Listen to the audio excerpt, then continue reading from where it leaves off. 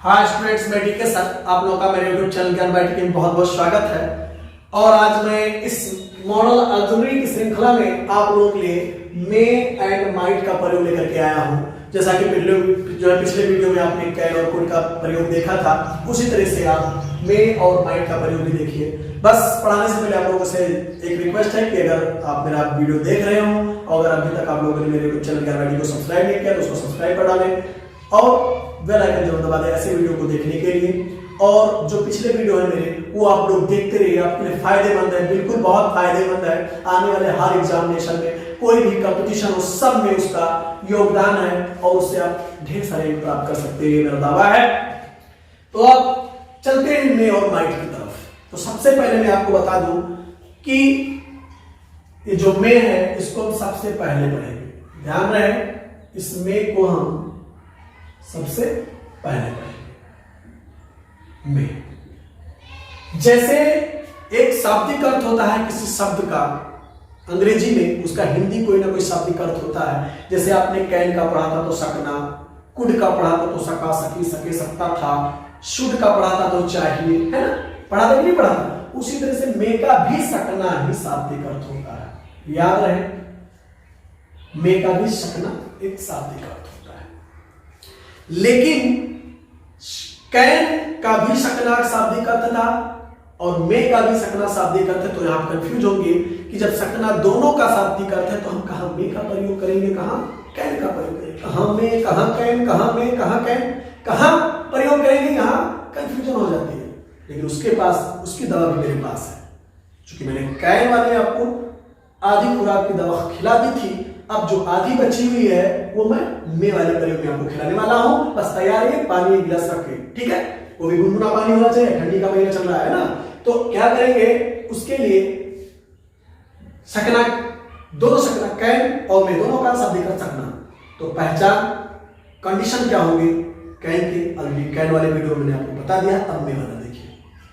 आपने कैन में देखा था शक्ति, पावर, एबिलिटी, योग्यता, क्षमता, ऑर्डर, आज्ञा, ये तीन भाव प्रकट होते थे ना, कहां वहां कैन का प्रयोग करते थे।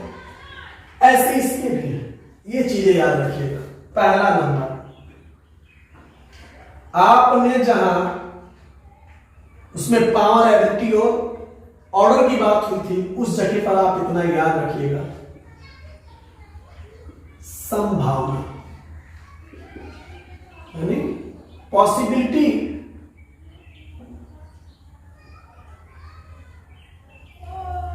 चलेगा पेन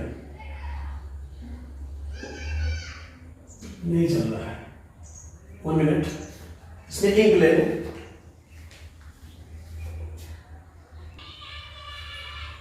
चलिए देखते हैं। पहला संभावना,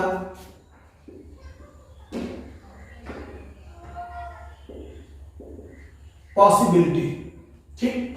दूसरी चीज याद रखिएगा,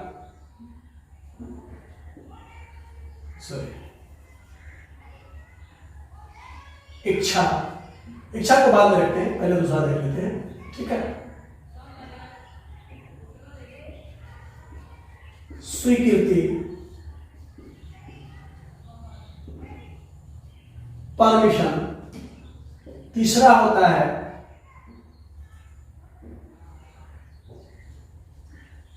पर्पस। पहले हिंदी लिख दें, इंग्लिश लिखने की आदत है, पहले इंग्लिश लिख देते हैं। तो यहां हो जाएगा उद्देश्य, उद्देश्य यानी पर्पस, ठीक। और चौथा याद रखिएगा, इच्छा यानी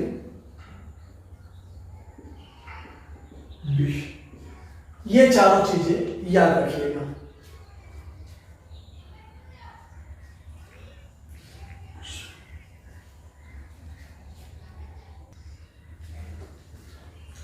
तो अगर ये चीजें सकना के अर्थ में ना हो, फिर भी अगर ये मतलब ये चीज अगर संभावना है, सकना के अर्थ में स्वीकृति, सकना के अर्थ में उद्देश्य भी किसी बात में प्रकट हो, सकना हो या ना हो, इच्छा भी अगर प्रकट हो, सकना ना हो, लेकिन अगर इच्छा का भाव है तो ऐसे वाक्य में हम इनका प्रयोग करते हैं, ठीक। चलते हैं संभावना की तरफ। पहला, इसका वैसे साधारण जो ऑर्डर होता है बनाने का वो आपको मैं बता दूं।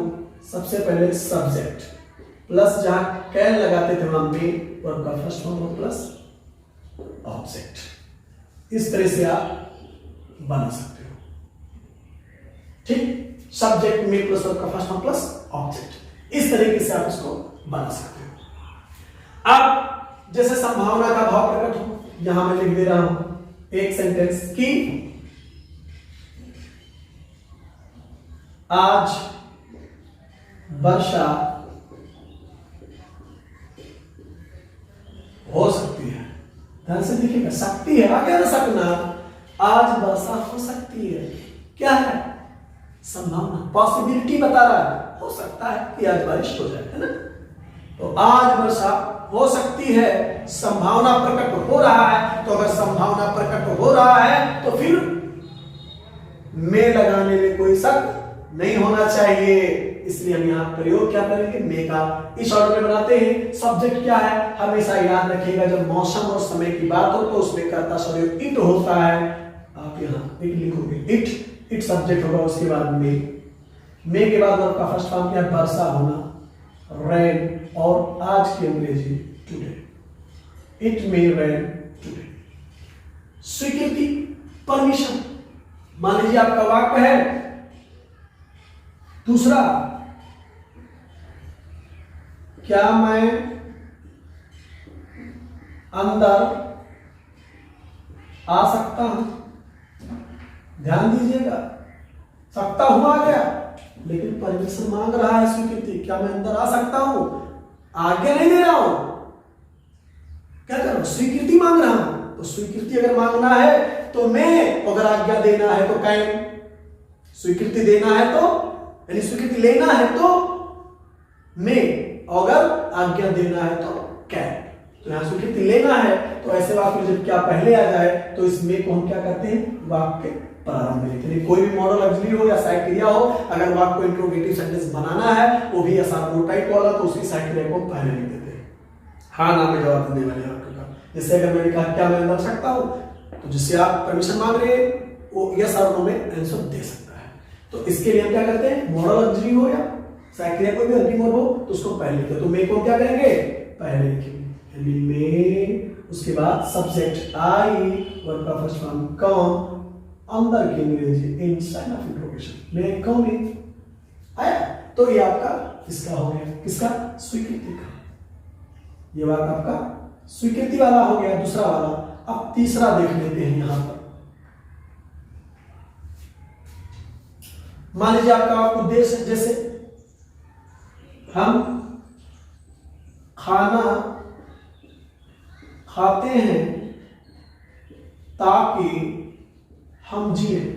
ध्यान से देखिएगा, हम खाना खाते हैं, इसका उद्देश्य क्या है, जीना। भाई खाना जीने के लिए तो खाते हैं, तो हम खाना खाते हैं ताकि हम जिए, तो इसमें उद्देश्य वाला भाव होता है। तो उद्देश्य वाले भाव का जो ऑर्डर होगा बनाने का वो आप ऐसे लिखिएगा, सब्जेक्ट अगर ये प्रेजेंट में है तो वर्ब का फर्स्ट फॉर्म एस या एस प्लस इसका ऑब्जेक्ट, और प्लस यहां पर जो भी हो, सो दैट या दैट, सो दैट या दैट दोनों आ सकता है, और प्लस यहां पे हम लिख देते हैं सब्जेक्ट, फिर में कौन वाला सब्जेक्ट जो आपने पहले लिखा वो सब्जेक्ट यहां पे होगा, उसके बाद में फिर वर्ब का फर्स्ट फॉर्म, और जो बच जाए ऑब्जेक्ट है तो लिख दीजिए, मैं खत्म लिखिएगा।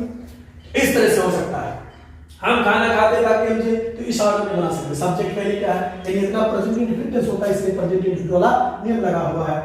बी, वर्ब का फर्स्ट फॉर्म ईट, क्या खाते हैं, फूड।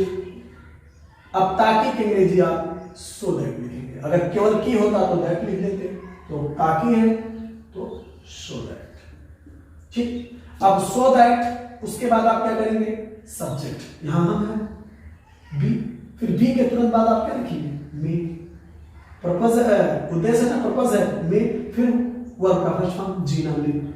अब ऑब्जेक्ट नहीं है मत लिखिए, ट्रांसलेशन तो नहीं कंप्लीट हो गया। Be eat food so that be में लिख, हम भोजन खाते हैं, हम खाना खाते हैं ताकि, ठीक। तो इस तरह से आपका ये में का कौन सा हो गया, उद्देश्य। अब इच्छा वाला मैं इसके बाद बताऊंगा। पहले आप क्या करें, इसका स्क्रीनशॉट ले लीजिए, उसके बाद हम इच्छा वाला जो है आपको बता रहे हैं।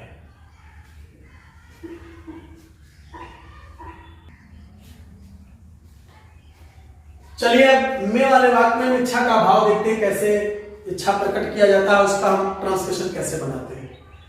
तो याद रखें कि इच्छा वाले वाक्यों में आपने ऑप्टेटिव सेंटेंस पढ़ा होगा, तो इच्छावाचक वाक्य यानी इच्छा सूचक वाक्य, ऐसे वाक्यों को हम सदैव में से प्रारंभ करते हैं, ये याद रखिएगा।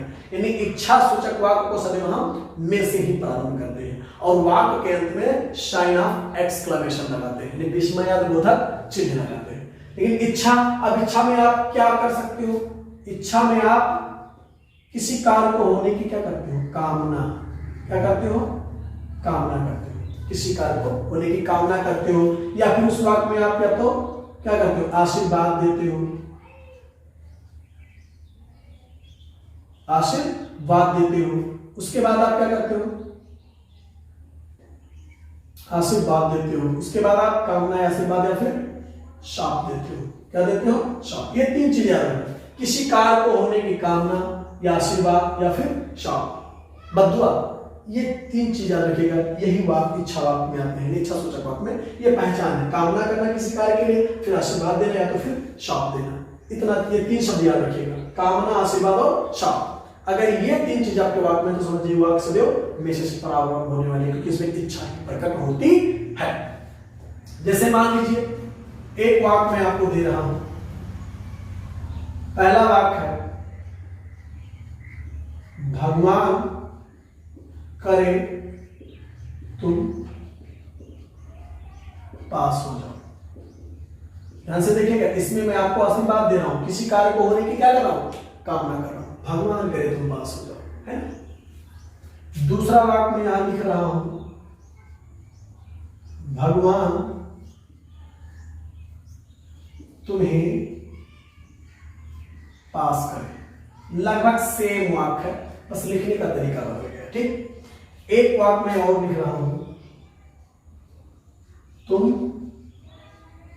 पास हो जाओ, तुम, सेम वाक्य, तीनों लगभग मिलता जुलता है। लेकिन अब हमें जो ट्रांसलेशन बनाना है, तो हम क्या करेंगे, किस ऑर्डर में रखेंगे सब्जेक्ट और भगवान से गॉड की अंग्रेजी, यहां हम कंफ्यूज होते हैं। तो बस मेरा काम है केवल आपके कंफ्यूजन को दूर करना। मैं जानता हूं आप लोग को आता होगा, पढ़े होंगे, लेकिन मैं कंफ्यूजन दूर करने का प्रयास कर रहा हूं कि कहीं आप कंफ्यूज मत हो। भगवान करे तुम पास हो जाओ, भगवान तुम्हें पास करे तुम पास हो जाओ, लगभग तीनों वाक्य सेम है, लेकिन बोलने में इसको अलग अलग बोला जाएगा। अंग्रेजी में बोला इसमें भी गया है, तीनों अलग अलग टाइप से, भाव तीनों के एक। तो मैं आपको एक बहुत बढ़िया आज ट्रिक बता रहा हूं कि तीनों वाक्यों को कैसे बनाएं। सबसे पहले आप समझिए, भगवान करे तुम पास हो जाओ, भगवान तो इसमें है, प्लस सब्जेक्ट जो है वो यू है, भगवान नहीं, ठीक। तो जब वाक्य में सब्जेक्ट भगवान ना हो और भगवान वाक्य में दिया गया हो, लेकिन वो सब्जेक्ट का काम ना करे, ठीक है। तो उसके लिए मैं आपको पहला रूल बता देता हूं, इसमें पहले वाले के लिए, वाक्य में गॉड हो पर सब्जेक्ट के रूप में ना, रूप में ना, यानी वाक्य में तो गॉड हो पर सब्जेक्ट के रूप में ना हो, तो उसके लिए फार्मूला ये हो जाएगा, may plus God plus subject plus उसका first form plus object sign of exclamation के लगेगा। दूसरा है भगवान तुम्हें पास करे, तो कौन पास करे, भगवान। इसमें भगवान स्वयं कौन है, सब्जेक्ट है, ठीक। भगवान स्वयं सब्जेक्ट है, तो यहां दूसरा वाला रूल ये हो जाएगा कि वाक्य में गॉड स्वयं सब्जेक्ट हो, उसके लिए फार्मूला हो जाएगा मे प्लस गॉड प्लस और first form plus object sign of exclamation. तीसरा है वाक्य में भगवान ही नहीं है, बताओ है भगवान, तो जब वाक्य में भगवान ना हो तो तीसरा रूल ये हो जाएगा, यदि वाक्य में गॉड ना हो तो उसके लिए सीधा मे प्लस सब्जेक्ट प्लस उनका फर्स्ट फॉर्म प्लस ऑब्जेक्ट। ये फार्मूला होना चाहिए, कहीं मिलने वाला नहीं है ट्रिक, याद रखिएगा। जीवन में कहीं भी पढ़िएगा लेकिन ये ट्रिक आपको मिलने वाला नहीं है कहीं पर, बस ये ट्रिक आप यहां देख लीजिए। ऐसे वाक्य आ जाते हैं, हम कंफ्यूज हो जाते हैं कि मैं कहां लिखे, गॉड कहां लिखे, सब्जेक्ट कहां लिखे।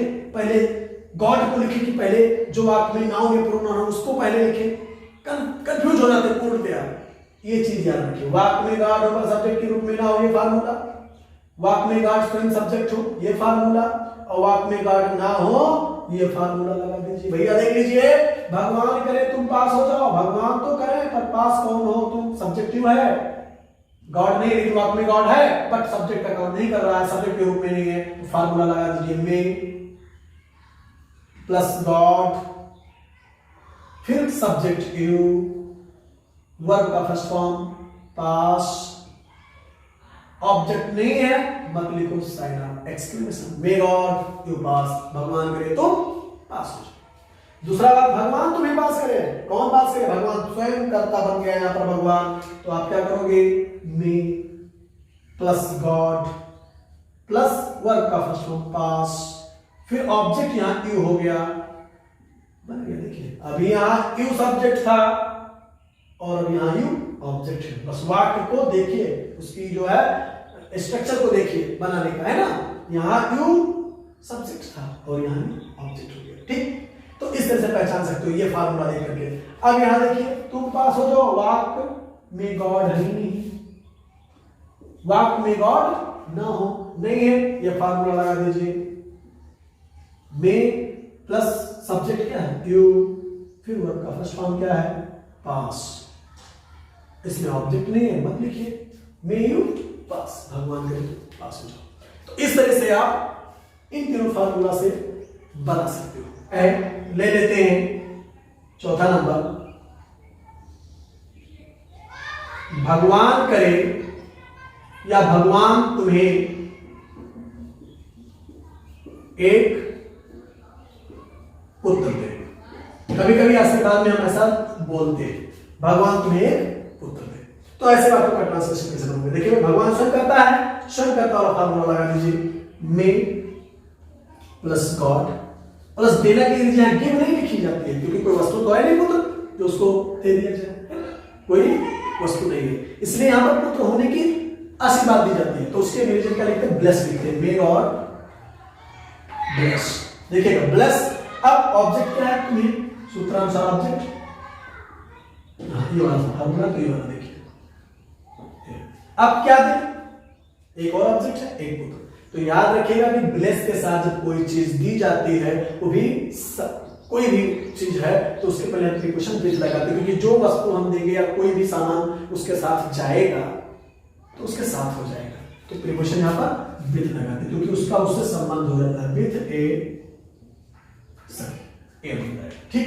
तो भगवान तुम्हें पुत्र दे, may God bless you with the son, bless you with the daughter, bless with the money, bless with the anything something, जो भी कुछ है विद फला, ठीक, ऐसे बना लेना है। तो इस तरह से मे का प्रयोग समाप्त हुआ। माइंड का राज क्या है मैं आपको अगले वीडियो में बताऊंगा, क्योंकि ये वीडियो लंबा होता जा रहा है, तो तब तक के लिए वेट कीजिएगा। आशा करता हूं कि ये मेरा वीडियो आपको बहुत अच्छा लगा होगा, अगर अच्छा लगा है तो कमेंट बॉक्स में आप कमेंट करके जरूर बताइएगा। अगर कहीं कोई कंफ्यूजन है तो भी कमेंट बॉक्स में कमेंट करके जरूर बताइएगा, उस कंफ्यूजन पर भी मैं आपको वीडियो बनाकर अपलोड करूंगा, आपके सारी दिक्कतों को दूर करने का प्रयास करूंगा।